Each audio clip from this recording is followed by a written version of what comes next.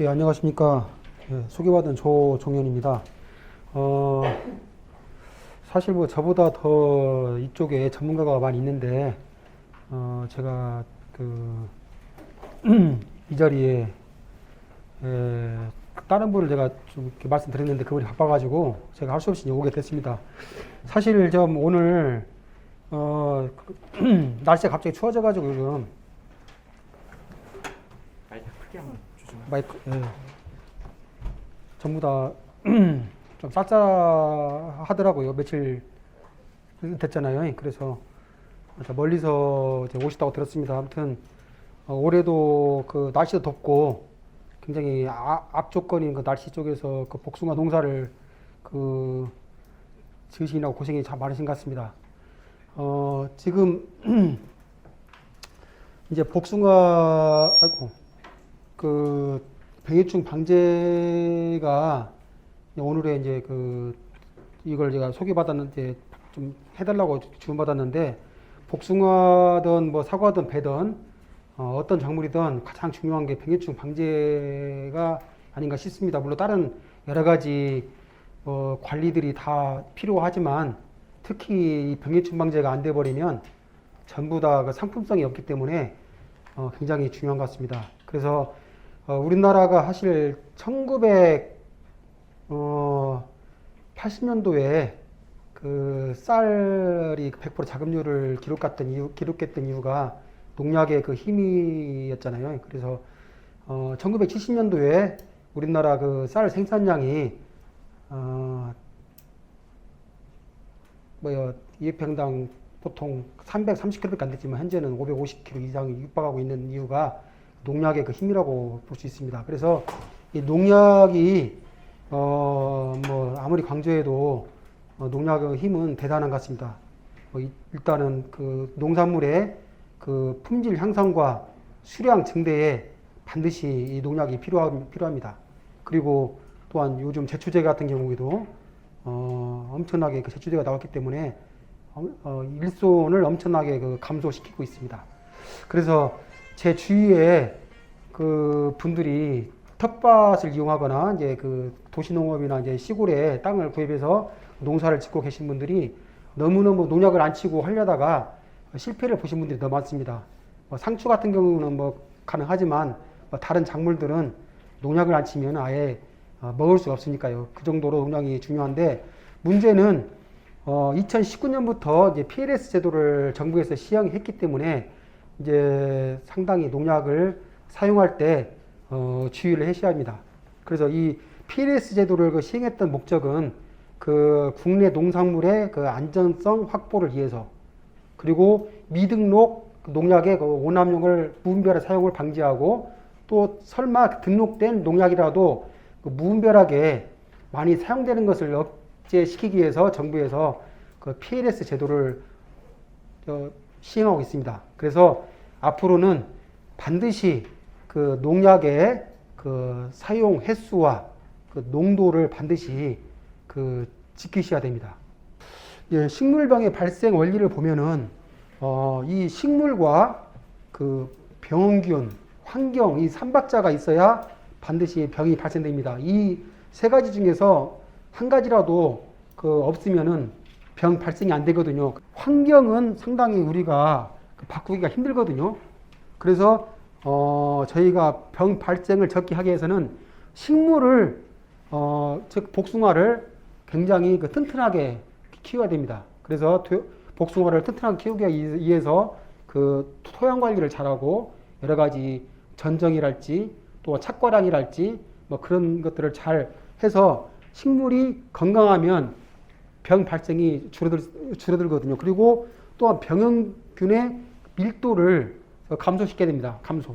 그래서 이 한 가수원의 그 병해충은 계속 그 밀도가 높아지면은 병 발생이 많아지기 때문에 이걸 병원균 밀도를 감소시키기 위해서 겨울에 도장지 이제 그 전정가지 같은 걸 전부 불태운다거나 낙엽을 모아가지고 그 소각을 시켜야 됩니다. 그래서 그래야 이 병 발생이 줄어들 수 있습니다. 그래서 이제 일단은 병이 적게 발생되도록 그 재배 관리를 해줘야 되는데 그렇게 하려면 이제 식물을 굉장히 강건히 키워야 됩니다. 그렇게 하기 위해서는 그 통광을 굉장히 철저히 해야 됩니다. 그래서 이 통광이 불량되면은 그 수간 내 온도가 상승되고 또한 습도가 상승되기 때문에 굉장히 그 병 발생이 많아집니다.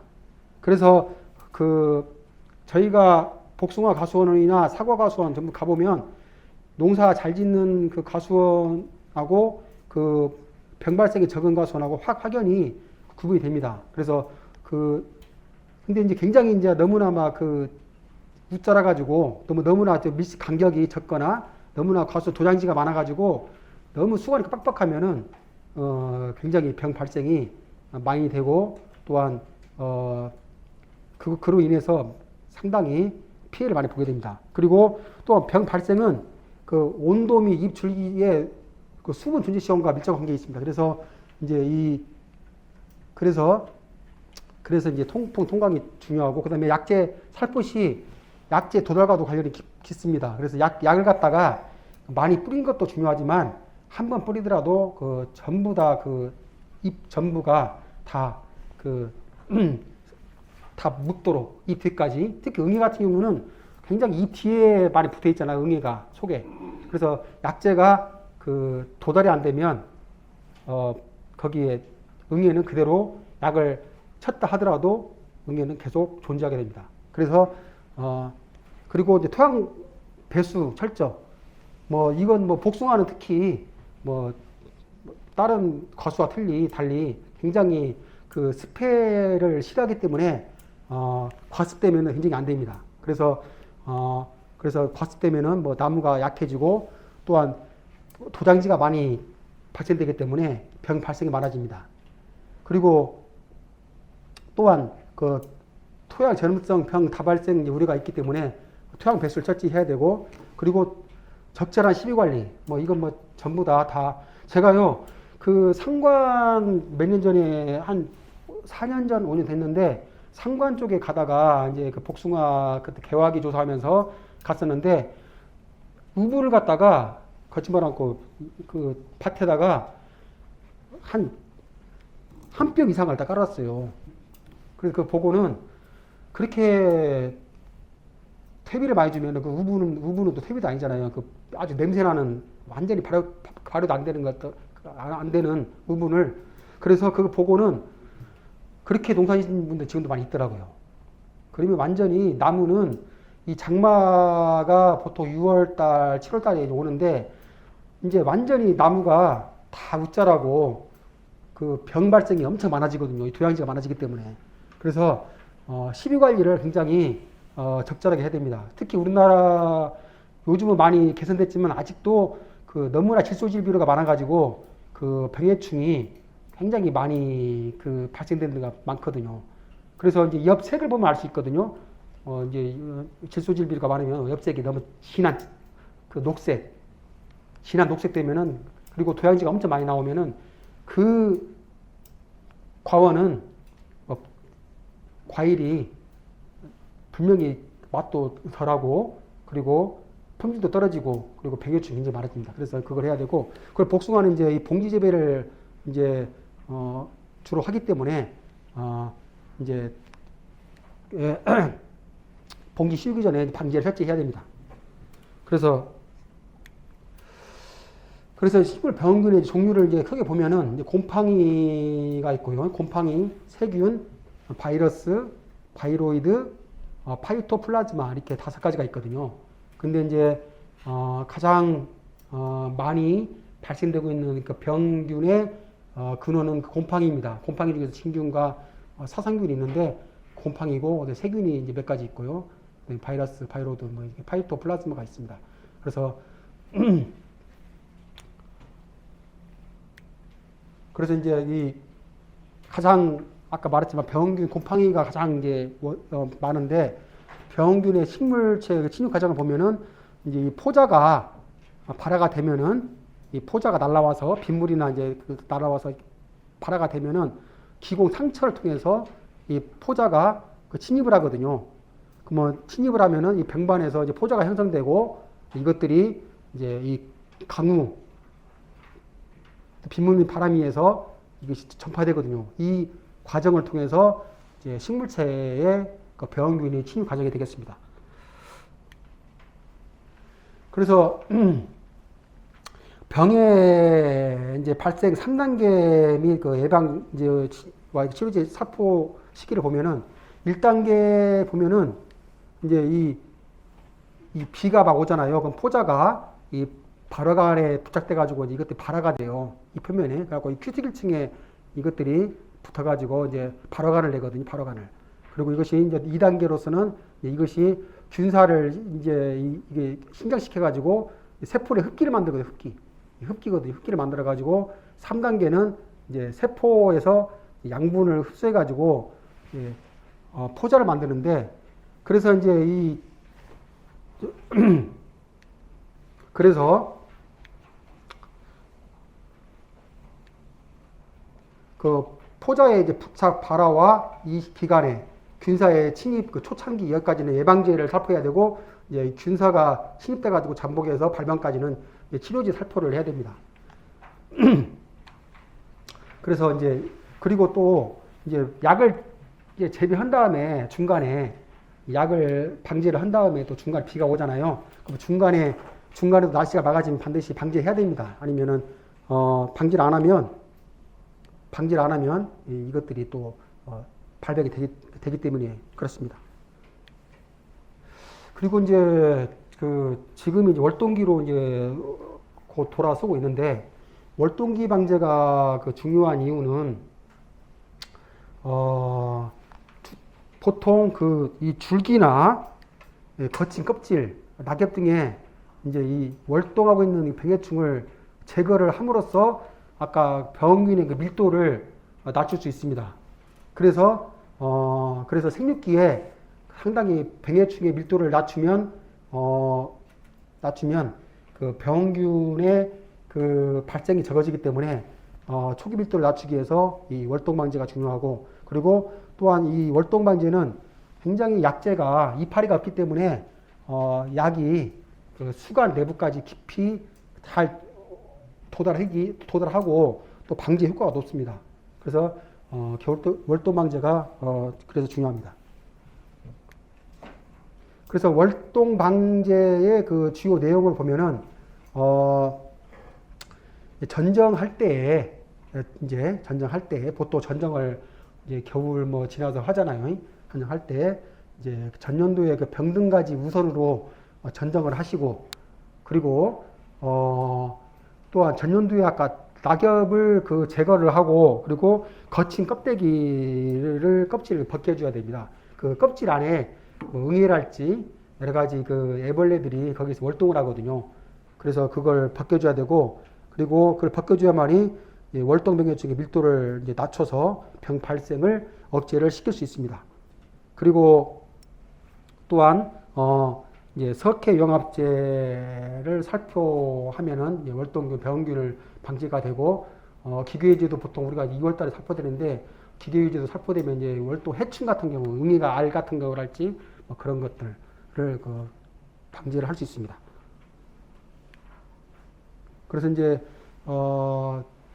병으로 들어가면은 이제 세균성 구역병은 천궁병이라고 하잖아요. 이게 상당히 복숭아에 이제 해마다 뭐 항상 발생되는 그런 문제 병해충이거든요. 문제 병인데 이 병은 병증은 아까 사진에 보다시피 그 수침상에 반점이 발생하고 그리고 그러면서 이제 갈별하면서 갈색 부위가 탈락되거든요. 입에 떨어지고 그리고 과실에는 수침상에 반점이 발생하고 약간 움푹 들어갑니다. 그래서 이제 이것이 주로 원인은 강한 비바람 그리고 뭐 질소 아까 과다 또 척박한 토양 등이 그 발생을 굉장히 그 조장시키고 있습니다. 그래서 전형 경로는 이제 이 가지 궤양부 즉 월동한 그 가지 궤양부에서 비바람이 해서 전염되고 그리고 이것이 기공이나 상처 그쪽에 그 침입을 합니다. 그래서 그 침입을 하고 거기에서 발병이 되는데 그래서 이제 이 방제 대책은 이제 그 이제 아까 병든 가지를 반드시 제거를 해야 되고, 그리고 이제 방풍림을 설치하면 상당히 효과가 있습니다. 그리고 봉지 씌우기를 이제 해줘야 되고, 그리고 이제 월동 직후에 석회융합제를 살포해야 됩니다. 그리고 이제 생육기에는 이제 농용질 수화제나 석회 유산 아연액을 살포하면 효과가 크고요. 그리고 이제 나무 상부보다는 중간 및 그 하부에 집중 그 살포를 해야 됩니다. 그래서 어떤 농가 그때 5년 전 그때 어떤 농가 하는데 이 피해 봐가지고 엄청나게 복숭아가 상품성이 거의 없던 뭐 그런 경우들을 봤습니다. 그리고 또 요즘 복숭아가 상당히 품종도 많이 다양하고 또 우리나라 복숭아가 굉장히 그 맛이 좋잖아요. 제가 이제 해외에도 많이 가봤지만은 우리나라가 굉장히 그 과수 농사짓기에는 굉장히 안 좋은 여건이거든요.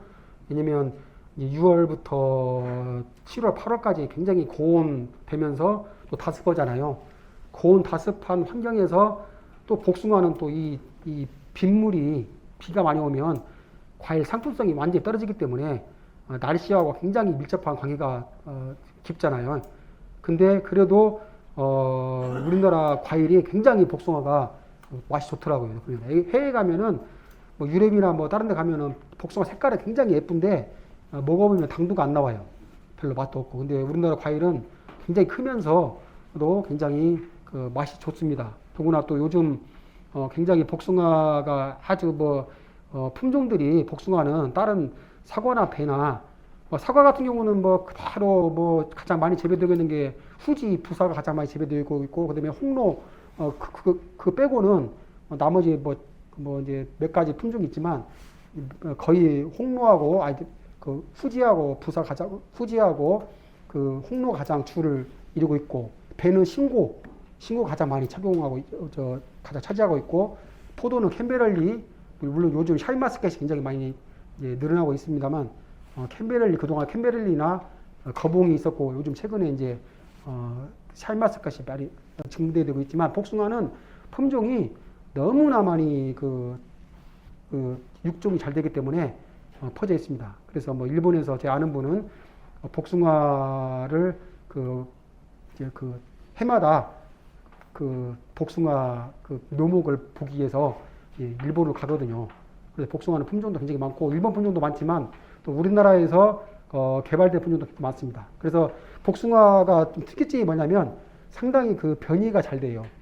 변이가 돌연 변이가 잘 되기 때문에 품종이 굉장히 한 나무에서도 그 가지에 그 변이가 나타나면은, 즉 기존의 그 한 나무에서 굉장히 과일이 크다거나 숙기가 빠르다거나 그런 특이한 거 보면은 그 가지를 꺾어가지고 이렇게 또 다른데 접목하면은 접목해서 또 상당히 변이가 잘 나오거든요. 그래서 유심히 봐서, 그래서 복숭아는 품종이 굉장히 다양합니다. 그래서 이제 옛날에 구품종들은 많이 없어졌고 최근에는 상당히 많은 품종들이 이제 있는데 그걸 참고하시기 바랍니다.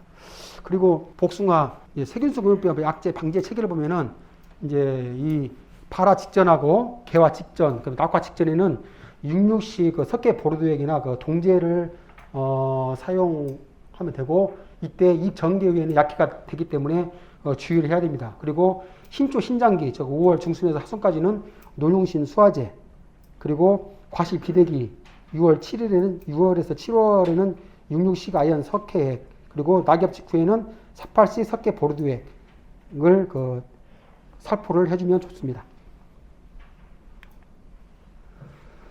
그리고 이제 이 세균성 금요병 약제 방제 체계를 보면은 가장 무처리는 약 33%가 발생됐지만 생육기 아그리마이신 처리 3회에서는 4.1%가 가장 적었고, 그다음에는 생육기 농용신 수화제 그런 식으로 이렇게 그러니까 동기약제를 하더라도 방제하더라도 이병과율이 상당히 적어짐을 알 수가 있습니다. 그 다음은 이제 이 모갈병인데요. 이 모갈병도 복숭아에서 상당히 많이 나오는 그 병이잖아요. 이 병인데 잎이 굉장히 뒤틀리면서 굉장히 뒤로 뒤틀리면서 제대로 이 역할을 할 수 없도록 만든 게 이 오갈병입니다. 그래서 이것은 이제 세포가 이제 이상 비대되어서 이제 뒤로 말리면서 혹이 발생되는 것인데, 이건 주로 그 봄철에 굉장히 그 서늘하면서 그 다습하면 많이 발생돼요, 이 조건이. 그래서 이제 이걸 통해서 이제 이게 심하면은 꽃눈무라도 안 되고 수세가 떨어져 가지고 겨울에 동해로 그 나무가 죽을 수 있습니다. 그래서 전형 검류를 보면은 이제 월동, 즉 눈이나 가지를 통해서 월동을 하고 이것이 전염을 합니다. 비바람에 의해서 전염이 되고, 그리고 이제 침입을 하는데, 그리고 발병이 되는데, 이 발생 환경은 이제 잎이 나오기 시작하면서 이게 이 오갈병은 발생이 되기 때문에 이제 주로 5월 중순까지가 굉장히 주 간염 시기입니다. 그래서 이제 5월 하순에 온도가 올라가면은 이제 발생이 적어지는데, 굉장히, 그래서 이제 이것은 이제 주로 이제 서늘한 고지대나 뭐 댐 주변 바닷가에서 발생이 많은 그런 경향입니다. 그래서 방제 대책은 이제 병등 가지나 잎을 제거를 해야 되고, 또 월동 직후에 석회 유황합제를 살포를 해야 됩니다. 그리고 해당 약제를 방지하면 되겠습니다. 그리고 이제 탄저병인데요. 탄저병은 사실 굉장히 가장 모든 작물에 사과, 고추 그런 데뿐만 아니라 가장 많이 퍼진 병이잖아요, 탄저병은. 그래서 탄저병이 굉장히 무서운 병이거든요. 그때 몇 년 됐는데 우리 전북에 그 사과 홍로 주산지가 그 장수인데요. 그때 비가요 몇 년 됐어요. 꽤 됐는데 비가 계속 한 4, 5년 됐을 거예요. 그때 비가 엄청 많이 왔거든요, 계속. 그때 고추도 마찬가지고 비가 6월부터 10월까지 거의 뭐 일주일 간격으로 계속 왔어요. 그래서 3, 4년 됐을 거예요. 그때 거의 대부분이 아무리 과일이 좋아도 이 탄저병이 생기면은 뭐 이미 상품성이 없기 때문에 이것 때문에 굉장히 피해를 많이 받거든요. 그리고 고추도 마찬가지고. 그래서 탄저병은 굉장히 주의를 해야 됩니다. 물론 복숭아에서도 탄저병이 발생되고 있기 때문에. 그래서 이제 이것은 병증은 이제 특히 이제 가지나 뭐 잎에도 발생되지만은 특히 열매에 발생이 많이 발생해 갖고 피해를 주거든요. 그래서 이것은 처음에 표면에 굉장히 녹갈색의 병반이 수진상의 병반이 생기면서 나중에 농갈색으로 변하면서 이제 이게 약간 움푹 들어가거든요, 병증이. 그래서 이게 이 병이 걸리면 낙화되는 것도 있지만은 대개는 나무에 달려서 이축되면서 이렇게 말라버리거든요. 그래서 그래서 전형 검노가 보면은 주로 이 탄저병은 이제 과일이 어느 정도 크고 당도가 좀 올라오는 6월달, 7월달에 발병이 많이 됩니다. 그래서 이제 이 전형 검노는 이제 이 월동 가지에서 이제 포자가 이제 비바람에 의해서 이제 날라와서 이제 간염이 되는데, 그래서 6월달, 7월달에 주로 발병이 되는데, 그래서 이거 강우량과 굉장히 깊은 관계가 있기 때문에 비가 많이 오면은 굉장히 탄저병의 방제를 많이 해야 됩니다. 그래서 고추도 사실은 탄저병이 가장 문제잖아요, 비가 오면. 그래서 탄저병이 걸리면 거의 수확을 못하기 때문에 그래서 하우스에서 이제 재배하면은 고추를 하우스 재배하신 분들은 보면 병은 별로 없거든요. 왜냐면 비바람이 아까 비가 묻지 않기 때문에 병은 발생되지 않거든요. 그래서 과수 복숭아도 남원 가면은 제 아는 이제 분도 제 복숭아 재배하는데 수지하고 뭐 그쪽 금지 그쪽에 가면은 이제 복숭아 시설로 해서 하우스에서 재배를 하거든요. 제가 몇 번 가봤었는데 올해 복숭아 이제 주로 이제 조생종을 그쪽에서 재배를 하는데 그쪽에서는 뭐 그 하우스 재배하기 때문에 그 병은 많이 발생이 안 돼요. 병은 발생이 적어요, 거의 없는데 이제 주로 발생되는 것이 해충들이 응이 같은 경우가 있잖아요. 그런 것들이 발생이 많아지는데 그쪽에서 뭐 금년도에도 상당히 5월 달에 이제 그 가락시장으로 보냈는데 상당히 뭐 처음에는 가격이 뭐 7만 원 이상 뭐 나왔다 하더라고요. 그래서 아무튼 그래서 그 하우스 재배를 이제 과수에서 일부 하고 있잖아요. 뭐 복숭아랄지 뭐 자두랄지 뭐 그런 경우에는 이제 병 발생은 상당히 적습니다. 뭐 탄저병이나 뭐 그런 거. 하지만 해충이 좀 이제 문제가 되지만 그래서 이 탄저병은 방금 말한 것처럼 그 강우하고 밀접한 관계이기 때문에 비가 많이 오면 반드시 방제에 집중을 해야 되셔야 되고 그리고 당도가 이렇게 당도가 올라가면은 발생되기 때문에 조생종은 이제 6월 중순부터 그 7월 중순 만생종까지 가면 되는데 그래서 주의를 해야 됩니다.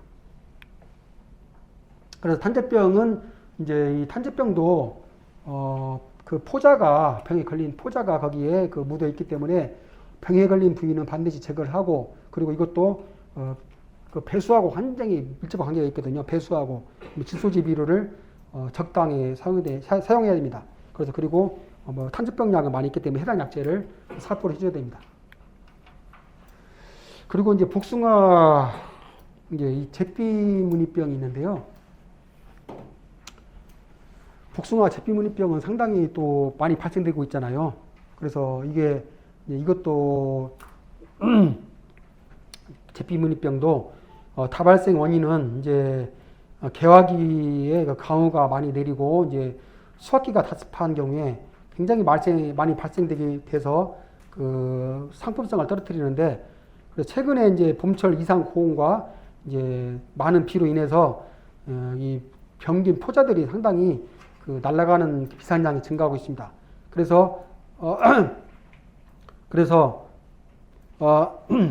수확기 이제 착과기 강우에 의해서 병균의 과실이 많이 감염이 증가되기 때문에 수확기가 이제 25도씨 내의 온도 조건과 강우가 많은 조건 시에 굉장히 많이 발생됩니다. 그래서 이병과의 모습, 개화기의 꽃이 간연된 모습, 병균의 모습이 되겠습니다. 그래서 굉장히 복숭아에서는 상당히 그 문제의 그 병계 중에 하나로 꼽히고 있습니다. 그래서 방제 대책을 보면은 이것도 마찬가지로 잿비무늬병도 전년도 이병과에서 월동을 하기 때문에 이제 월동기 미라된 그 과일을 철저히 제거를 해야 되고요. 그리고 과도한 질소 시비를 지양을 해야 됩니다.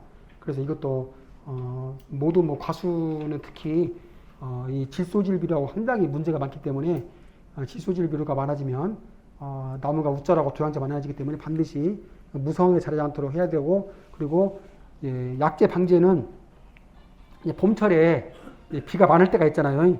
그때 개화 직전이나 낙화 직후에 방제를 철저히 해줘야 되고요. 그리고 이제 이 제1차 간염기인 개화 전에는 보호성, 그다음에 아까 그 예방제 위주로 이제 그 보호성 약제를 해주고 낙화 후부터는 치료용 약제를 위주로 살포를 해줘야 됩니다. 그리고 이것은 이제 충분한 약제로 강우가 내린 후에 24시간 이내에 그 살포를 해줘야 굉장히 그 효과가 좋습니다. 그리고 이제 그 해당 약제들은 많이 있으니까 그걸 치워주면 되고요. 그래서 이제 제가 보면은 보통 농가에서 복숭아를 재배하실 때 자기 과수원에 있는 그 환경하고 옆에 있는 그 환경하고는 많이 틀리거든요. 근데 옆에서 그 약을 쳤다고 해서 또 같은 약을 치는 경우가 많이 있더라고요. 근데 그거하고는 전혀 틀리거든요.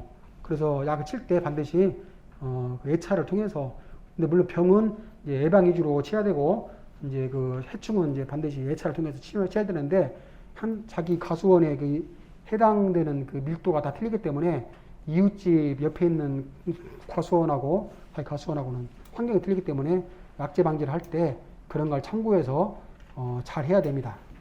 그리고 또한 뭐냐면 약을 뭐 친 것이 중요할 수 있지만 약 친 것보다 더 중요한 것은 약이 굉장히 잘 도달되도록 쳐야 되거든요. 그래서 제가 이제 이태리를 한번 그때 출장 갔다 왔는데 이태리 가면은 그 방제기를 내가 유심히 봤어요. SS기를. 근데 우리나라하고 상당히 거기는 살포 액제가 굉장히 더 가늘더라고요. 가늘고 굉장히 우리보다는 약간 한 단계 더 발전된 모습을 봤는데 그 약제 효과가 굉장히 좋은 것 같더라고요. 그래서 약이 누수가 좀 적은 거 있는데 우리도 좀 그 약을 칠 때 미세하게 입자가 다 안에까지 다 들어갈 수 있도록 약제를 굉장히 잘 해줘야 됩니다. 그리고 이제 주기만회병은 이 동고병은 이제 해마다 세력이 약한 나무에서 많이 발생되고 있잖아요. 그래서 이제 이것은 동고병은 이제 수령이 많은 나무는 이제 강전정을 할 경우에 그리고 이제 병해충이나 비바람, 바람, 근데 추위에 의해 피해를 받아 나무 세력이 굉장히 약해진 경우에 발생이 심하는데 그래서 이제 나무를 키울 때 굉장히 특히 복숭아는 굉장히 과습하고 밀접한 과습에 굉장히 취약하기 때문에 굉장히 배수를 잘 해줘야 되고 또한 착과량도 굉장히 적절하게 해줘야 됩니다. 그래서 착과량이 많아지고 배수가 잘 안 되고 나무가 약해지면 반드시 이 동고병이 또 올 수 있거든요. 그래서 이제 그걸 해줘야 되고 그리고 이제 병증은 주로 동고병은 이제 줄기 땅 표면 이제 가까운 줄기 부분에 이제 표피가 많이 발생이 되는데 이제 처음에 이게 발생이 되면은 껍질이 약간 부풀어 오르다가 여름에서 가을에 이제 거르쳐서 이제 이게 말리면서 겨울에 이제 죽거든요. 그래서 관리를 잘 해야 되고 아무튼 모든 과수는 굉장히 이 생육기 때에 생육이 정상적으로 되지 않으면 겨울에 동해로 많이 죽어요. 사과도 마찬가지고. 그래서 또 요즘 이상 기온에 의해서 날씨가 굉장히 겨울에 막 저온으로 떨어진 경우가 많거든요. 몇 년 전에도 그때 막 기온이 많이 떨어져가지고 굉장히 많이 나무가 죽었어요.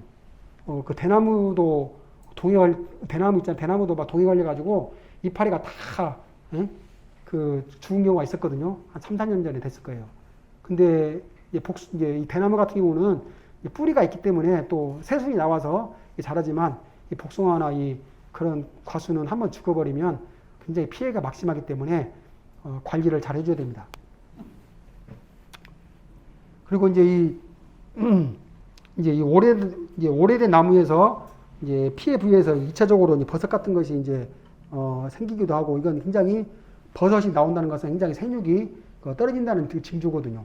그리고 이제 백반은 봄과 가을에 확대되면서 여름에는 일시 정지되지만 봄과 여름에 가을에 굉장히 확대됩니다.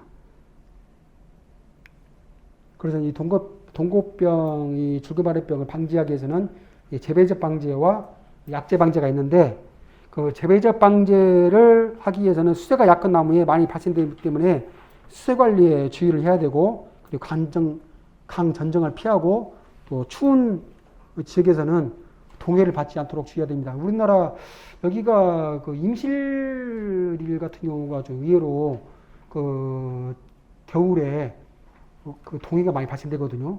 임실이 유난히 그리고 또 이 무주랄지 이 장수랄지 그런데 물론 그런 데는 겨울에 춥지만 임실도 굉장히 겨울에 온도가 떨어져요 많이. 그래서 임실이 감미 잘 동해가 많이 입은 지역 중에 하나가 임실이거든요. 그리고 또 임실이 문제가 사선대 그쪽 농원 쪽이 배나무가 많거든요.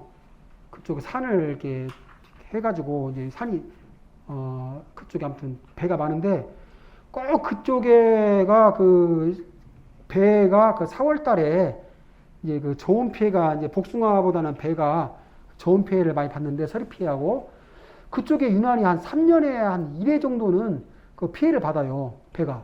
그래서 특히 신고가 꽃이 이제 빨리 피기 때문에 빨리 피고 이제 그때 마이너스 1.7도 이하가 떨어지면 피해를 받는데 암술이 이제 배가 암술이 새까맣게 돼버려요.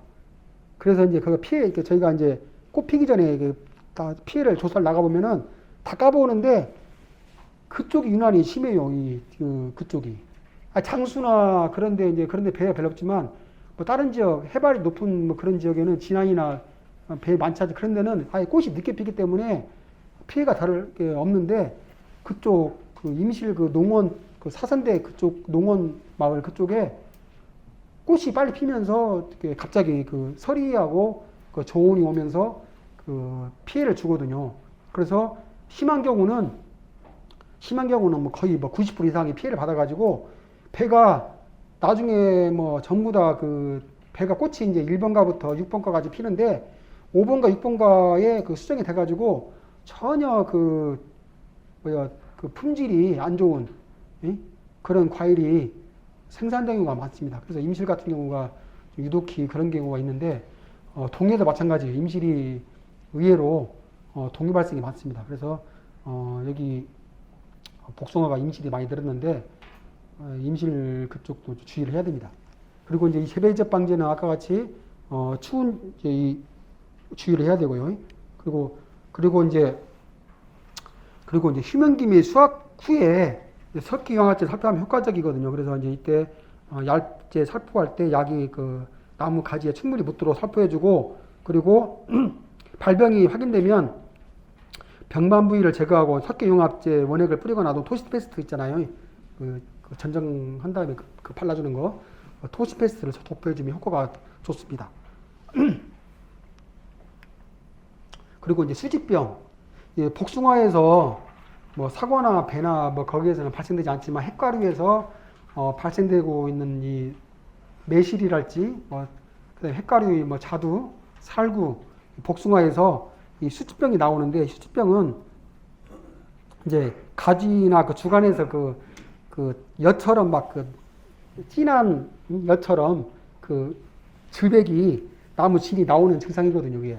그래서 이게 이제 이 원인은 몇 가지가 있는데, 이제 병 또는 해충 피해나 또 일소, 동해 여러 가지 요인에서 이제 발생되는데 주로 이제 개화기 무렵부터 발생되거든요. 그래서 이제 장마철에는 이제 상처 부위에서 이제 이 수지가 나오거든요, 이게. 그래서 나무가 굉장히 이게 나오면 수지병이 나오면 나무가 굉장히 쇠약해져요. 쇠약해지면서 수명이 단축되거든요. 수지병. 그래서 이 원인을 보면은 발생 원인은 이제 몇 가지가 있는데요. 이 수지병이 몇 가지가 있는데요. 이 죽이 썩은 병, 견물이 썩은 병. 그래서 이제 이것이 생기면은 이게 발생됩니다. 그래서 이제 이것이 신초에 여름철 이후에 사마귀가 발생되거나 줄기 숲이가 막 부풀어 올라요. 오르면서 수지가 나오는데, 그래서 이제 이게, 그리고 또 이듬해 봄 이후에 사마귀가 이제 종합돼가지고 조피 현상이 되어오고, 이 사마귀 가지 부분이나 부푼 부위에서 수지가 이제 몽땅 나오면서 이제 신초가 이제 죽습니다, 이게. 그래서 그 다음에 두 번째는 아까 말한 것처럼 줄기바른병, 가지나 주간 부위의 상처나 고사된 부위에 병균이 침입해가지고 그래서 수세가 완전히 현저히 떨어지게 됨으로써 수지가 나오고 또 나무를 고사시키는 그런 병이 되겠습니다. 원인 둘. 그다음에 세 번째는 이제 나무 좀류거든요. 나무 좀이 반드시 복숭아든 뭐 배든 사과든 나무가 약해지면은 반드시 달라붙는 게 이 나무 좀이거든요. 그래서 이 좀이 굉장히 쇠약한 나무에 달라붙어가지고 결론은 나무가 나무 속으로 다 같이 좀이 들어가가지고 다 나무가 다 죽어요, 결론은. 그래서 이제 이 수지가 발생될 수 있거든요. 그래서 나무를 굉장히 잘 키워야 되고, 특히 토양이 점질 토양 같은 경우는 굉장히 피해를 피해가 발생될 수가 있는 소지가 크기 때문에 그런 환경에서는 굉장히 배수 관리, 그다음에 수채 관리에 신경을 써야 됩니다. 그리고 이제 예, 나무 조문은 아까 말씀드렸지만은 반드시 이게 그 수세가 떨어져 버리면 반드시 구멍을 뚫고 그 성층에 들어가서 침입을 하거든요. 그래서 이제 이 안에서 다 그 나무 그 목질부를 다 먹고 나무가 죽습니다. 그래서 이 월동 성충 시기는 이제 이 보통 4월 중하수경 그리고 이때 침입을 하고요. 그 다음에 1세대 성충은 7월달, 8월달에 물이 지어 이제 과원으로 모여들거든요. 그래서 상당히 그 나무 조매도 그 조심을 해야 됩니다.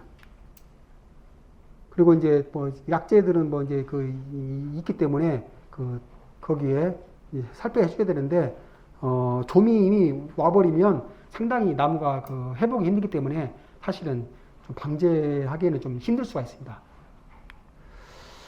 그리고 이제 복숭아 유리나방이 이제 이 또 수지병을 일으키는 발병 원인인데요.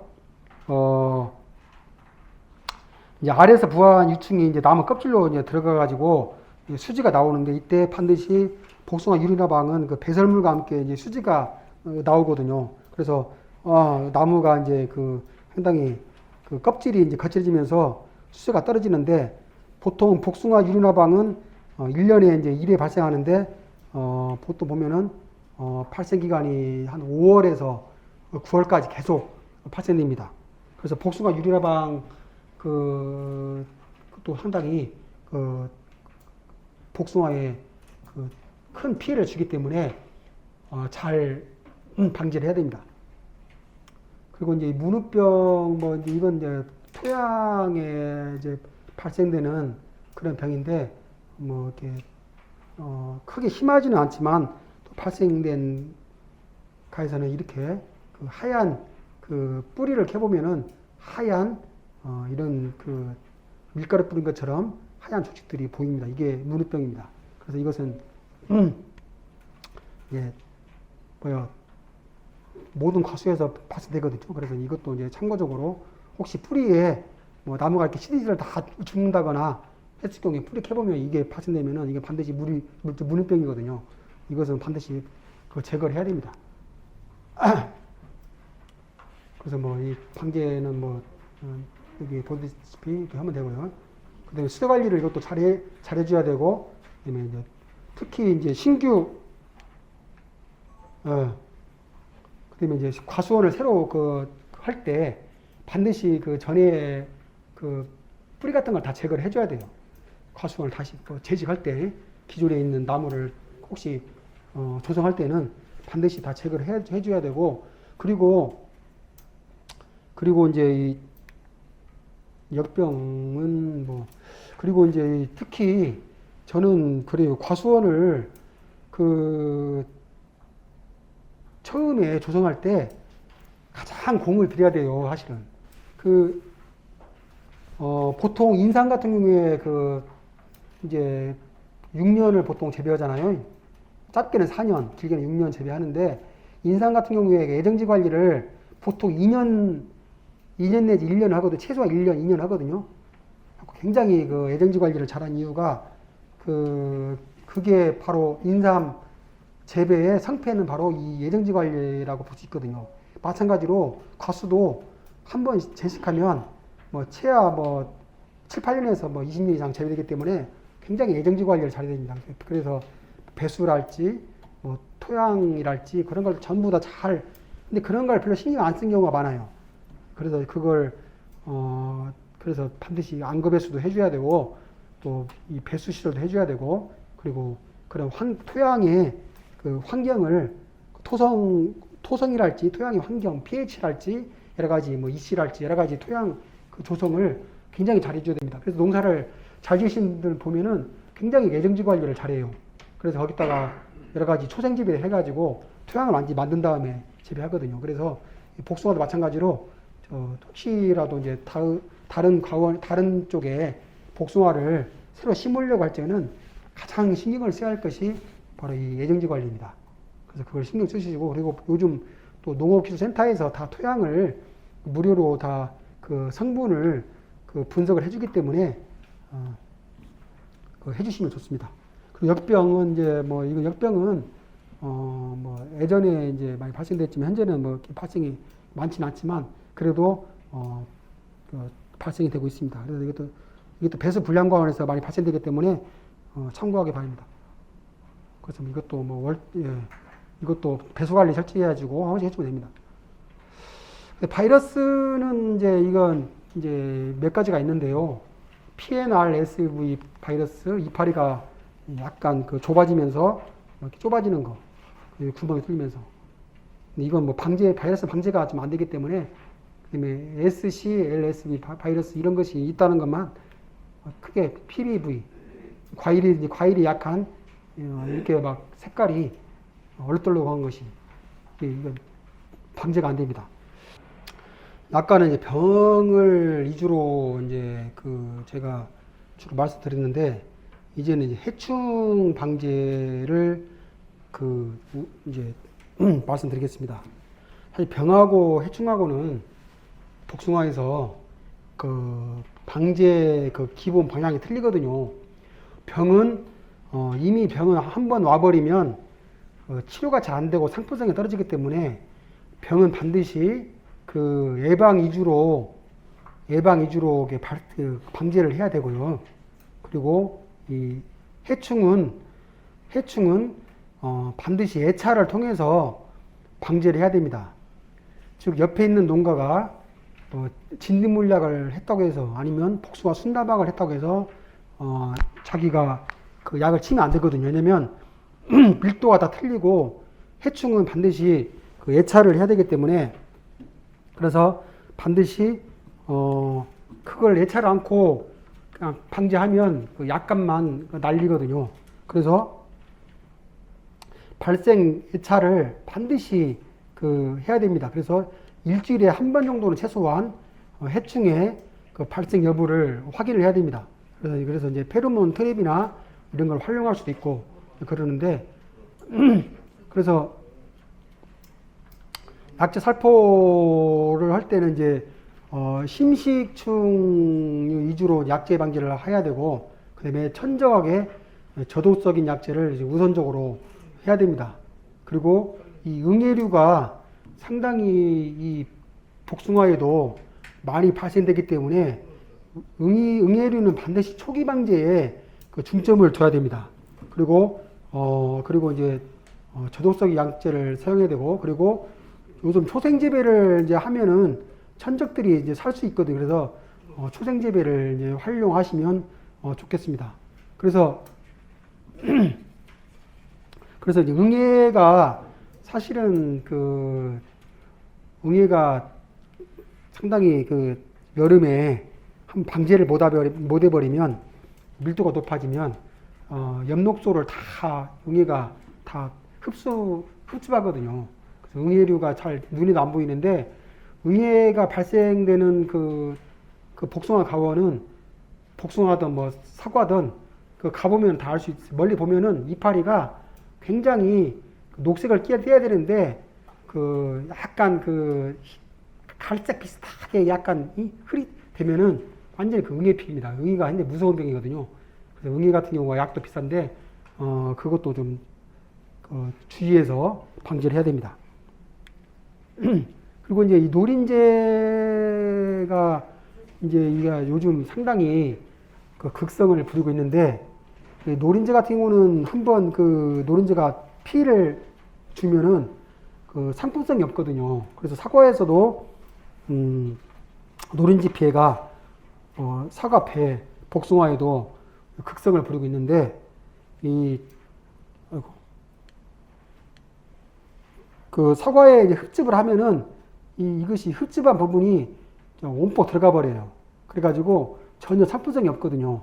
그리고 이제 이게 코르크화 되거나 스펀지화 돼가지고 그래서 이것은 주로 또 육아기 때 과일이 어릴 때 피해를 받으면은 이렇게 복숭아에서도 상당히 그 상품성이 떨어집니다.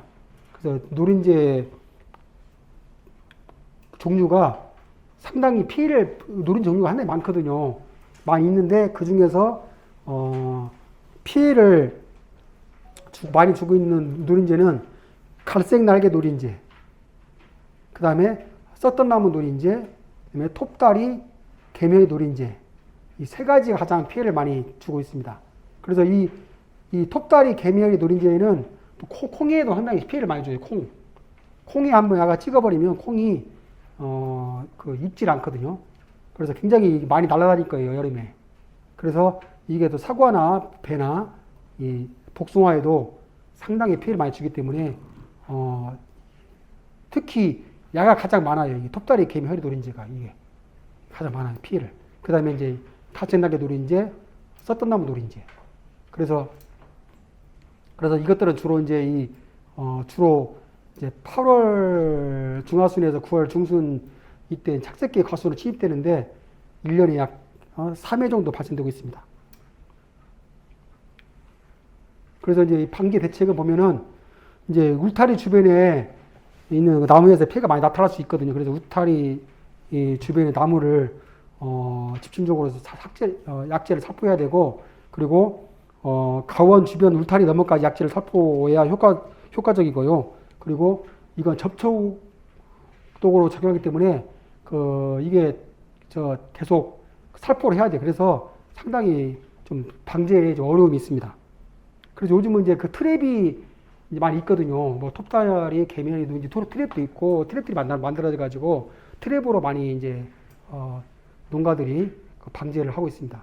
트랩을 활용하면 좋습니다. 그리고 이제 나무 좀류. 아까 제가 말씀드렸지만 이 나무 좀이 사과 둥구나무 좀, 뭐 이제 또 오리나무 좀, 생강나무 좀 몇 가지가 있는데요. 이제 이 나무에 반드시 야가 아까 말씀드렸지만은 나무가 수세가 떨어져 버리면 반드시 찾아오는 해충이 이 나무 좀입니다. 그래서 이 나무 좀은 그 나무 줄기 그 아랫부분에 그 가늘게 그 바늘구멍 같이 그 구멍을 내 가지고 침입해 가지고 이것이 이제 그 안에서 이제 알을 낳고 이 나무를 죽이는데 상당히 수세에 떨어진 나무에 발생되기 때문에 상당히 조심해야 되고요. 이 보면은 이게 사진이 보면 이게 이제 확대한 건데요. 성충이 있게 생겼고요. 이 침입 구멍 보면은 이런 식으로 꼭 바늘구멍 같이 이렇게 뚫려 있습니다. 그리고 피해 줄기 내부를 보면 이렇게 시커멓게 변합니다. 피를 받으면은. 그래서 이 나무 점유를 방제를 하기 위해서는 이 월동 성충이 나무로 이동하여 침입하는 시기가 그 4월 상순부터 5월 상순까지거든요. 이때 좀 방제를 많이 해야 되고요. 그리고 유목의 경우는 초봄에 집중 침입을 받고 성목어주 여름철에 침입하니까 참고하시고요. 그리고 아까 같이 이 토양 관리나 그 관수 철저히 해가지고 나무 수세 관리를 굉장히 잘 해줘야 됩니다. 그리고 이 깍지벌레도 상당히 문제해충 중에 하나이거든요. 깍지벌레가 종류가 이제 몇 가지가 있는데, 뭐 가루깍지벌레, 온실가루 깍지벌레, 버들가루 깍지벌레 종류가 있는데, 이것들은 이제 상당히 원래 배에 가장 많이 발생되는 해충이었거든요. 깍지벌레가. 그렇지만 최근에는 복숭아에도 피해를 많이 끼치고 있습니다. 봉지 속으로 들어가가지고 봉지 이쪽에 하얗게 피해를 끼치기도 하고, 그리고 이제 그 자두나 매실이나 뭐 그 복숭아나 그런데 그 가지에 또 피해를 많이 끼칩니다, 이게. 그래서 나무가 수세가 완전히 급격히 떨어져 버리거든요. 그래서 이 깍지벌레에도 상당히 좀 방제를 잘 해줘야 됩니다. 그래서 깍지벌레는 이제 그 거친 껍질 밑에나 봉지 씌운 과실 등에 서식하기 때문에 한번 그 약을 치더라도 약 방제가 잘 안 되거든요. 그래서 이제 그런 방제에 좀 어려움이 있기 때문에 이걸 참고를 해야 되고, 그리고 그다음에 이제 그 겨울에 주로 나는 이제 2월 달에 그 껍질을 벗겨버린 다음에 이제 기계 유지를 살포하면은 잘 죽기 때문에 동기 방제를 해주면 효과가 좋습니다. 그리고 이제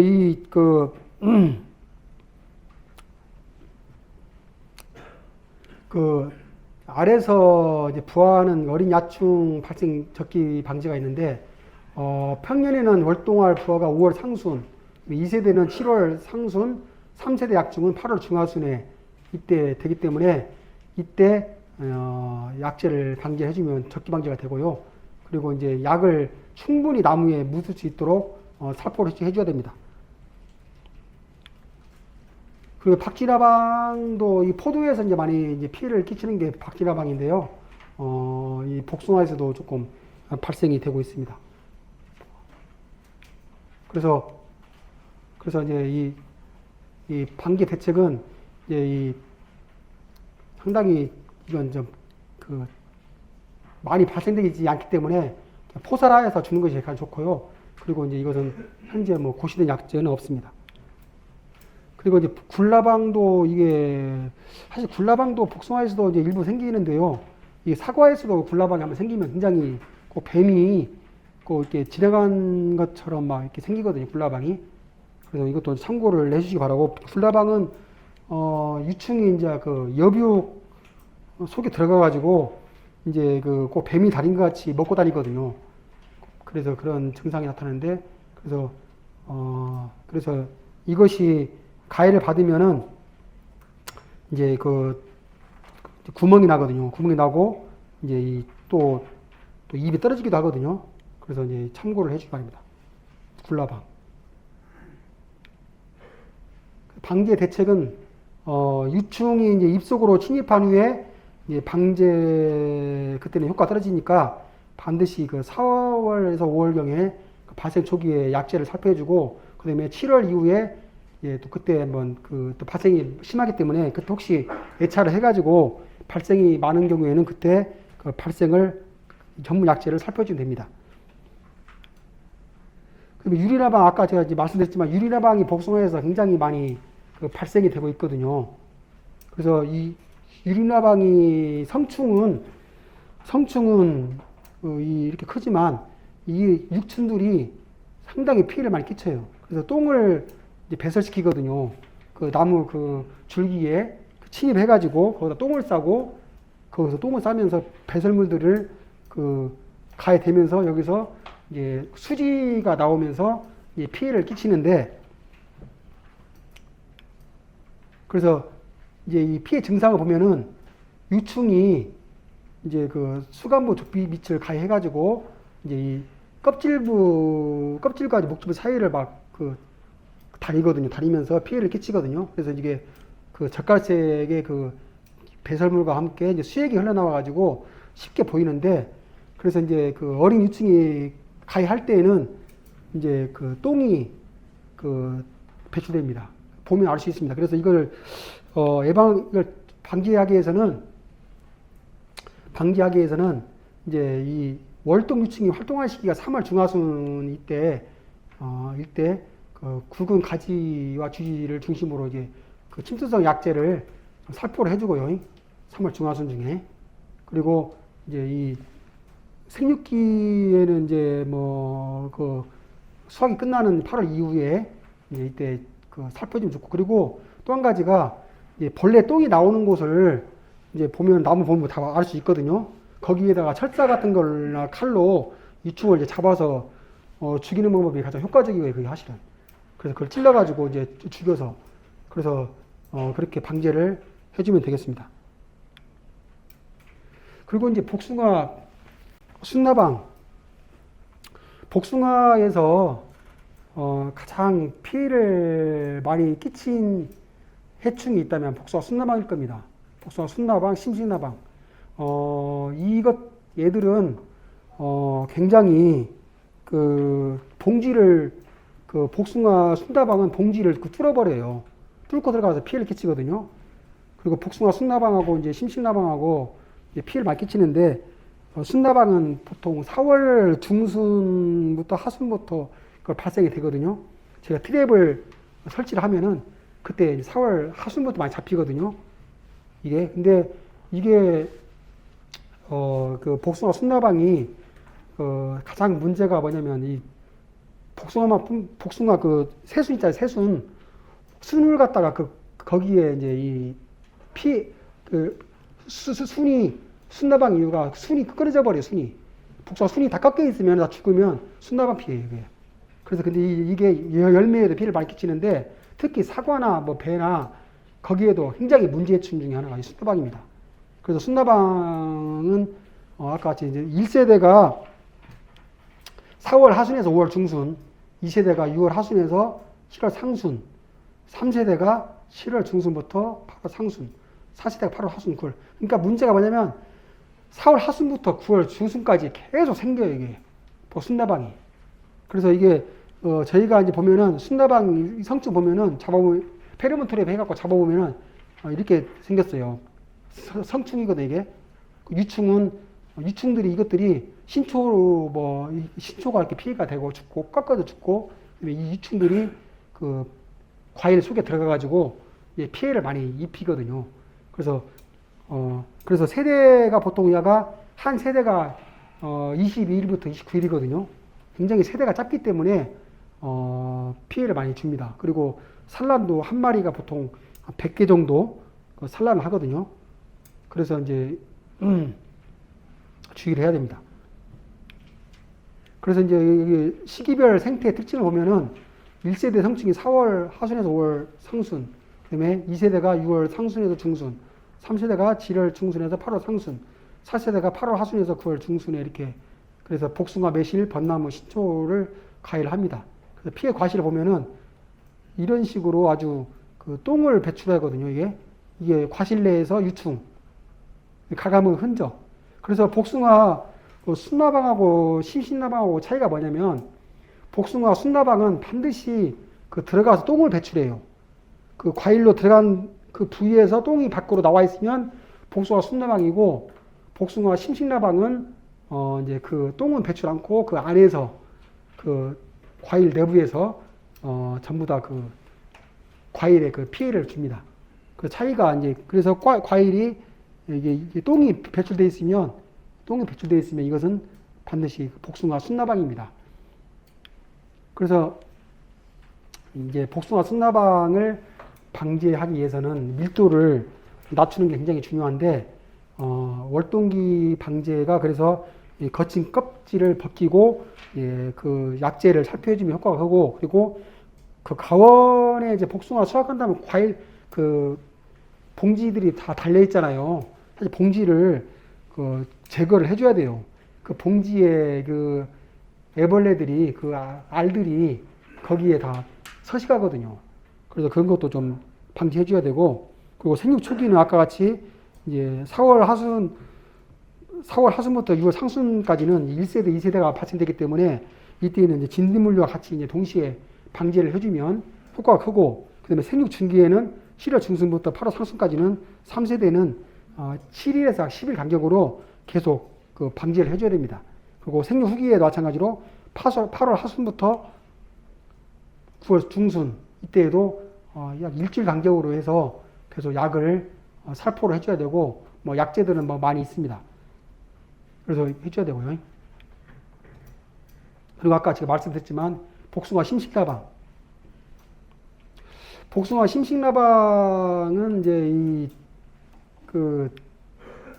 아까 같이 약간 야는 발생이 약간 6월 상순에 발생되거든요. 6월 상순 이제 그때부터 발생되기 때문에 봉지를 이제 빨리 씌워주면 효과가 있습니다. 그래서 이제 이 무대 재배하는 경우가 있잖아요. 뭐 정 같은 경우는 봉지를 안 씌우고 이제 복숭아를 재배를 하고 있잖아요. 그 보면은 그런 데 같은 경우에는 방제를 신경을 써야 되고 그리고 야는 이제 노숙 유충으로 돼가지고 이제 보통 월동을 하거든요. 그래서 이제 월동을 하고 보통 1회 성충이 6월 상순, 8월 상순, 2회는 7월 하순에서 9월 상순.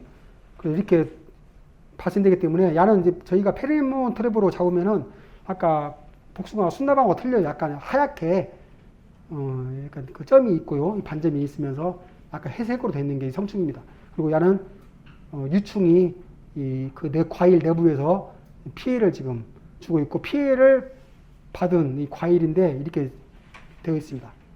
그래서 이제 이 안에서 뚫고 들어가거든요. 그래서 이것들이 그 복숭아 순나방, 신신나방이 아무튼 그 복숭아에서 그 방제를 굉장히 그 잘 해줘야 되는 그 문제 해충 중에 하나가 되겠습니다. 그래서 저희가 이제 이 지도의 발생 두 가지 순나방하고 심신나방하고 발생 그 시기를 보면은 역시 4월달, 5월달, 6월달, 7월달 보면은 역시 복숭아 순나방은 이게 4월달에 이렇게 발생이 쭉 되다가 다시 5월달에 좀 적다가 다시 6월, 7월 갇히면서 또 8월달, 9월달 이렇게 많이 피크를 보이잖아요. 반대로 이 심신나방은 5월 말, 6월 초 이때부터 발생이 됩니다. 이때 피크를 그리다가 8월부터 약간 이때부터 발생이 되거든요. 그래서 이 두 가지 방제를 잘 해줘야 되고요.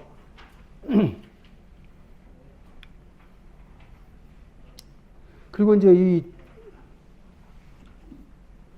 뭐 예문이 고리 장인 노린재인데 이건 포도에서 상당히 피해를 많이 끼치는 해충이 이게 예문이 고리 장인 노린재인데 이 장인 노린재가 복숭아에서도 일부 이제 피해를 뭐 주고 있지만 그래서 이건 발생 생태는 포도하고 비슷합니다.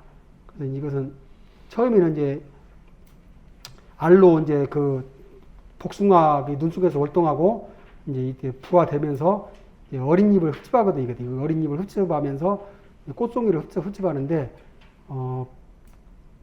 포도에서 가장 피해가 크고 복숭아에서도 약간 일부 피해가 나타나고 있습니다. 근데 제가 지금 여기 복숭아 그 지금 현재 올해 작황이 어땠어요? 혹시 아까 그 저한테 물어보신 뭐 유명 뭐 재배 주로 뭐뭐 재배하고 있어요? 탄저병이 심했죠. 탄저병이요? 품종은 주로 뭐가 많아요? 여러 가지가 있어요. 조생용부터 만세기종까지. 예. 아까 보여드린 거 이제 그 유명에서만 그들이 나타난 게 처음으로. 유명해서요? 예. 유명은 상당히 오래된 품종인데요. 그 복숭아가 그 품종이 굉장히 많잖아요. 예. 근데 가나반백도 같은 경우는 이제 상당히 그 동해에 좀 약하거든요. 그런 경우가 있고 장대 같은 경우도 이제 그때 복숭아가 아무튼 옛날에 막 아주 예전에는 막 사자조생, 창반조생 그런 게 다 대구보랄지 그런 거 다 없어지고 계속 이렇게 막 새로운 품종들이 많이 있잖아요. 그래서 뭐 충청농어회랄지 뭐 전국농어회랄지 그런 데서 품종 막 비싸게 막 무슨 대극생 뭐 무슨 품종 해가지고 굉장히 막 3만 원짜리도 이것도 파는데 복숭아가 품종은 일단은 요즘 내가 그 정읍에서 한번 복숭아를 먹었는데 당도가 7브릭스까지도 나온 것도 먹어봤어요. 굉장히 맛있더라고. 그게 8월 15일 날 나온 건데 천중도백도랄지 뭐 그것도 좀 천중도백도도 많이 재배하는 사람이 있어요. 천중도랄지 뭐 아무튼 그 보통 올해 또 돈이 되는 것이 뭐였어요? 조생종이었어요? 주만전종이었어요? 왜? 우리 서사님이 아까.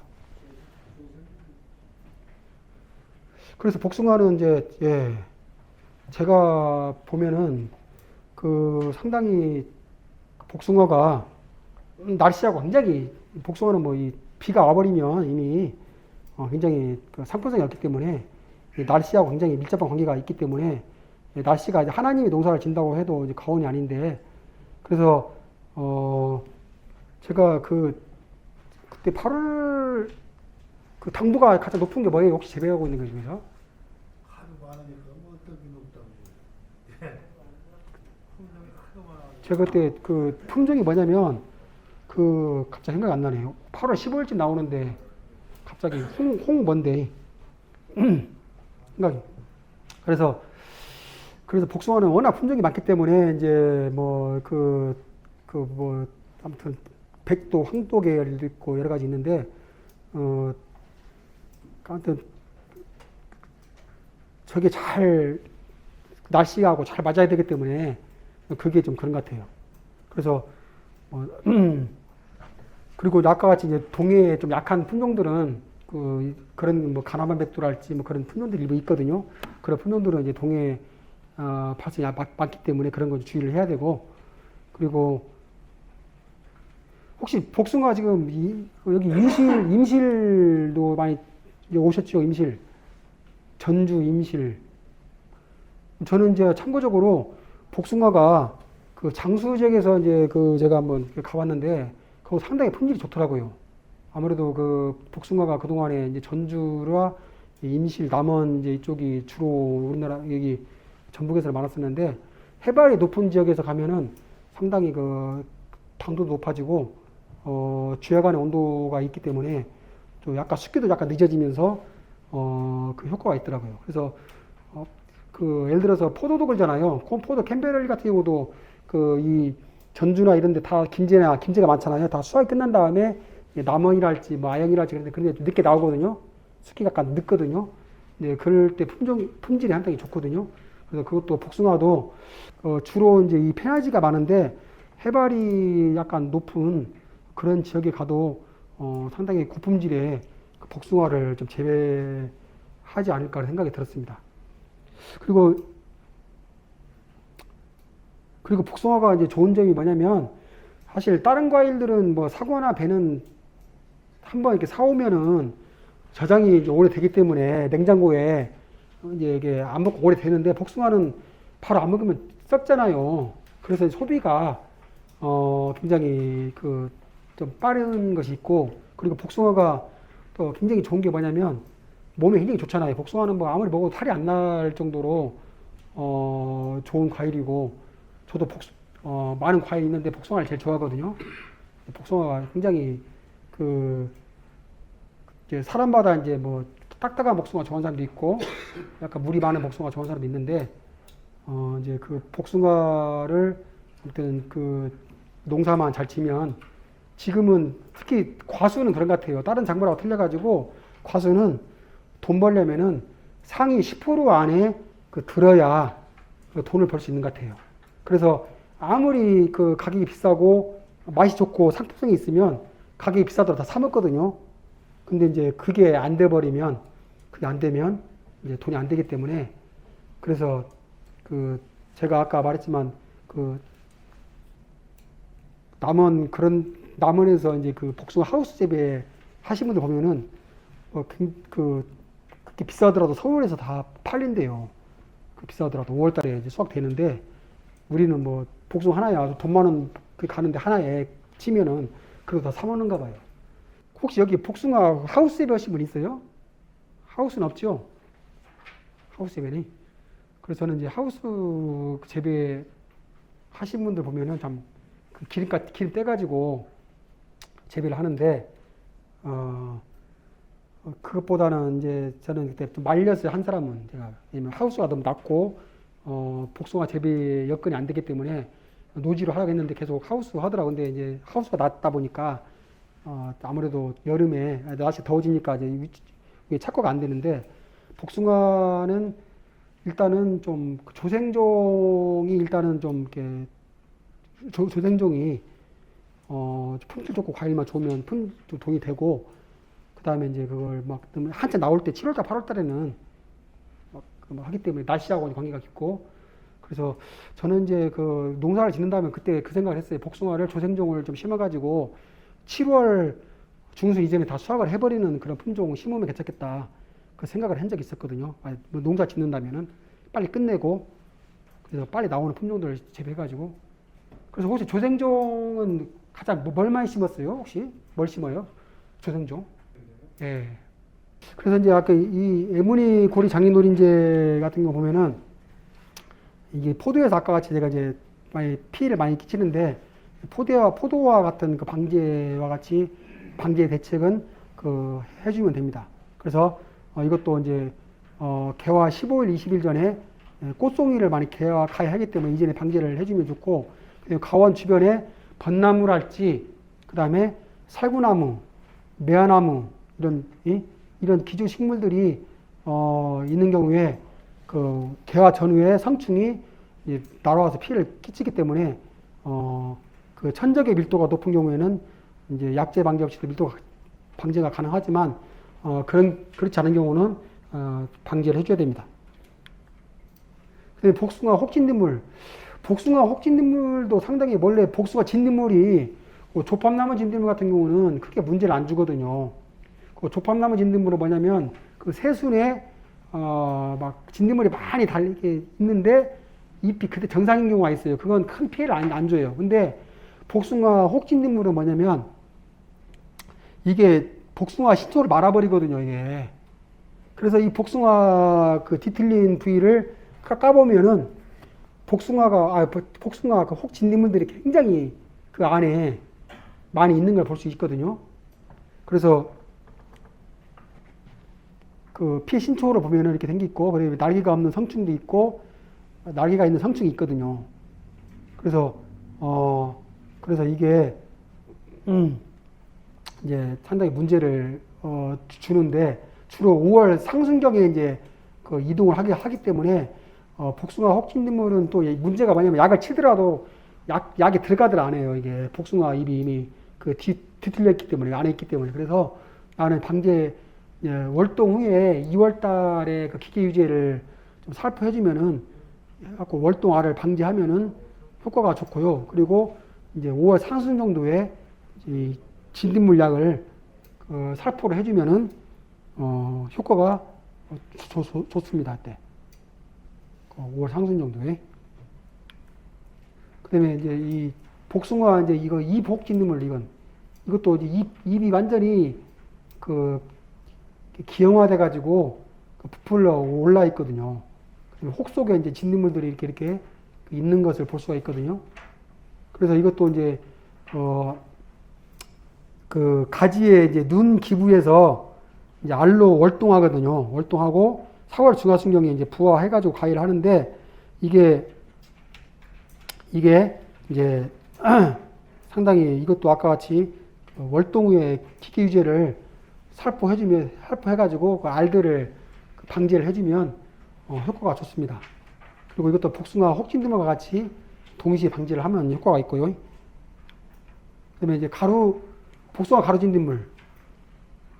복숭아 가루진딧물 이게 그 이파리 보면은 굉장히 그 많이 서식한 걸 볼 수 있는데 이 복숭아나무, 사구나무, 자두나무 이 가지에 이 주로 월동하거든요. 그 가지에서 월동하는데 그래서 이게 5월쯤 되면은 잎 뒷면이 번식하고 6월 되면은 이제 이게 다시 그 억새나 갈 때 덩물 이런 데 옮겨갔다가 다시 10월경에 다시 옮겨오는데 방제는 복숭아 명나방도 이렇게 발생이 뭐 많지는 않지만 명나방도 그 이제 6월 상순경부터 발생되는데 주로 복숭아에 산란되기 때문에 7월 하순, 8월 상순에도 또 발생되거든요. 그래서 나는 봉지 씌우기 뭐 하면은 이게 그 발생이 적고 그다음에 복숭아 순나방과 같이 약을 쳐주면은 잘 죽습니다.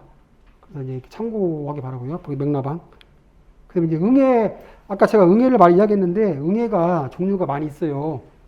응애의 종류가 이제 전나무, 전박이 응애도 있고 벚나무 응애, 차응애, 뽕나무 응애 다 종류들이 다 틀리거든요.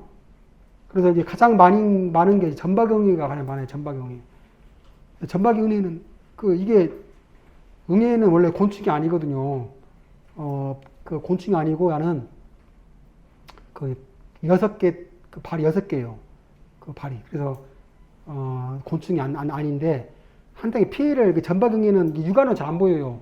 물론 이제 젊은 분들은 보이지만 나이 드신 분들은 잘 안 보이거든요. 이게 굉장히 적기 때문에 그 돋보기 있잖아요. 돋보기로 이렇게 봐야 돼요. 눕배 같은 걸로 확대해서 봐야 되고 이것들이 그 굉장히 기어다니거든요. 근데 피해를 많이 끼치기 때문에 이 상은 여름형이고 하는 월동형이에요. 색깔 틀려요. 전박응애가 이 밑에는 약간 틀리잖아요. 위하고 이런 식으로 틀립니다. 그래서 응애류는 저독적인 약을 천적에 저독적인 양을 살포해주면 효과가 있고 그리고 또 초생재배를 해주면은 응애들이 풀 속에서 있거든요 주로. 근데 만약에 이제 이 초생재배를 하는데 밑에를 제초지로 다 죽이잖아요. 풀을. 그러면 응애들이 다 올라와요. 피해를 끼쳐요. 그래서 이제 초생 재배를 해주면은 응애를 이제 방제가 아무래도 좀 심하지 않고, 그리고 또 이 응애 천적이 있어요. 긴털이 응애가 있는데 이 긴털이 응애가 지금 그 응애를 이제 잡아먹는 모습이거든요. 그래서 이제 그 잡초가 있으면은 이 긴털이 응애가, 천적인 긴털이 응애가 그 서식하기 때문에 초생 재배를 해주면 좋습니다. 그리고 이제 이 전박이 응애 보면은 여기 보면은 이제 이 나무가 있잖아요. 이 복숭아 나무가. 그러면 이게 여기에 지면에 이제 잡초가 있잖아요. 그 이제 이 알들이 여기서 약충되면서 성충이 올라오거든요. 이렇게 월동 성충이 올라오는데, 주로 월동 성충은 3월 하순부터 이제 활동해가지고 나무로 이제 올라오거든요. 이게. 그래서 5월 상순부터 이제 일시대 성충이 나타나는데, 이때부터 나무에 이제 피해를 끼치는데, 주로 그 5월이나 6월 달에, 즉 생육 초기에는 수간 내부에 있어요. 수간 내부에. 주로 수간 내부에. 이게 5월 달, 6월 달에는 응애를 볼 때 수간 내부를 잘 살펴야 되고요. 그리고 7월 달, 8월 달, 생육 중 후기에는 수간 내부에 분산되기 때문에 응애를 그 애차 설정에는 그걸 잘 참고해가지고 5월 달, 6월 달에는 내부를 이파리를 뒷면을 잘 살펴야 되고, 그다음에 생육 중후기에는 이제 수간 외관에 그 이파리 그 뒷면을 잘 애차를 해야 됩니다. 그래서 이 응애를 방지를 못하면 뭐 이미 알다시피 그 엽록소를 다 흡수하기 때문에 이파리가 다 제 역할을 못 하거든요. 그래서 과일도 안 크고 당도 떨어지고 하기 때문에 응애를 해줘야 됩니다. 방지 잘 해줘야 됩니다. 그래서 방제는 보통 생육 초기, 즉 5월달, 6월달에는 입에 입닭 한두 마리 있을 적에, 한두 마리 있으면 반드시 약제를 살펴줘야 되고, 그 중후기에는 7월달, 8월달 이때에는 입닭 서너 마리 있으면은 방제를 해줘야 됩니다. 그리고 제가 아까 말씀드렸지만은 이 응애를 방지할 적에는 반드시 그 수간 내부의 입 뒷면에 약제가 충분히 그 도달될 수 있도록 약을 잘 해줘야 되고요. 그리고 또 응애는 또 아까 같이 그 내성이 있기 때문에 약제를 그 바꿔야 돼요. 계통이 다른 약제를. 그래서 약제가 안 바뀌면은 잘 안 죽거든요. 그래서 반드시 교살포를 해줘야 되는데, 그리고 아까 같이 이제 그 소생재배 해주면 그 긴트리 응애, 천적인 긴트리 일위 응애가 서식되기 때문에 이것을 참고를 해주시고, 그리고 또 한 가지는 뭐냐면 그 만약에 이제 제초제 이제 풀이 너무 커가지고 제초제를 살포한 경우에는 그 일시적으로 이제 그 응애들이 그 위로 올라가거든요. 응애들이. 그래서 그걸 참고를 좀 해 주셔야 됩니다. 그래서 또 응애약이 또 비싸잖아요. 응애약이 더 비싸고 그런데, 그래서 이제 응애의 방제 요령은 아까 같이 그 월동기에 기계유제를 살포해주고 해줘야 되고, 포도는 안 되고요. 포도는 이제 기계유제 살포해주면 죽기 때문에. 그리고 5월, 6월에 그 제초제 살포 시 응애약도 호르몬 살포하면 효과가 큽니다. 그리고 이제 여름제 방제 시 약을 반드시 바꿔서 쳐줘야 되고, 그리고 두세 마리 정도 옆 뒷면에 생기면은 반드시 중점적으로 방제를 해줘야 됩니다. 그래서 지금 그 응애가 그 하우스 재배하신 분 있잖아요. 뭐 장미랄지, 아까 복숭아랄지, 뭐 이 하우스에서 재배하신 분을 보면은 뭐 또 토마토랄지 보면은 응애가 굉장히 발생이 많아요. 특히 그 날씨가 그 더워지면은, 그래서 그게 좀 문제 응애 방제가 상당히 또 발생이 잘, 또 약제 방제해도 또 있으면 생기기 때문에 집중해서 방제를 해줘야 됩니다. 그리고 이제 아까 제가 이제 그 서두에 이야기했는데요. 2019년부터 그 이제 PLS 제도가 우리나라에 이제 만들어졌는데, 그 앞으로는 그 농약을 갖다가 사용할 때 우리나라 그 농산물의 그 안전 농산물을 생산하기 위해서 그리고 허용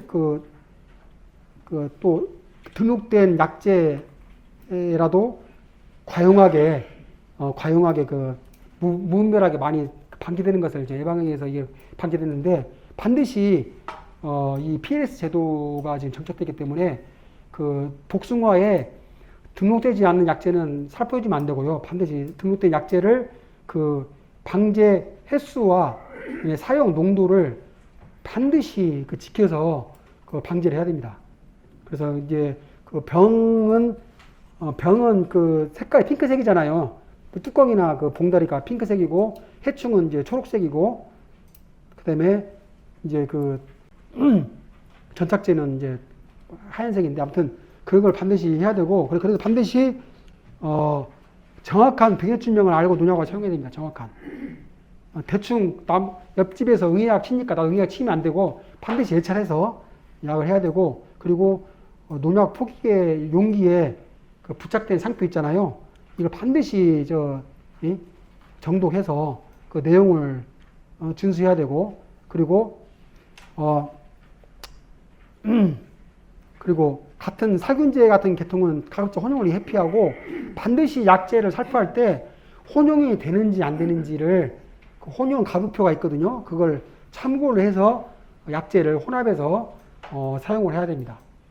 사용을 그리고 이제 다른 약재와 이제 교호 살포로 내성 그리고 이제 다른 약재와 이제 교호 살포하고 내성을 방지해야 되고 즉 아까 같이 내성이 진딧물이든 순나방이든 응이든 그 내성이 생기면 잘 안 죽기 때문에 반드시 교호해서 약재를 살포해줘야 되고 그리고 요즘 이제 생태계 이제 보존을 위해서 가급적이면 저독성 약재를 사용해야 됩니다. 물론 이제 지금은 뭐 고독성, 독성 약재는 뭐 생산이 안 되기 때문에 근데 농가마다 보면은 또 옛날 고독성 약재를 폐기 않고 가지고 있는 농가가 있더라고요.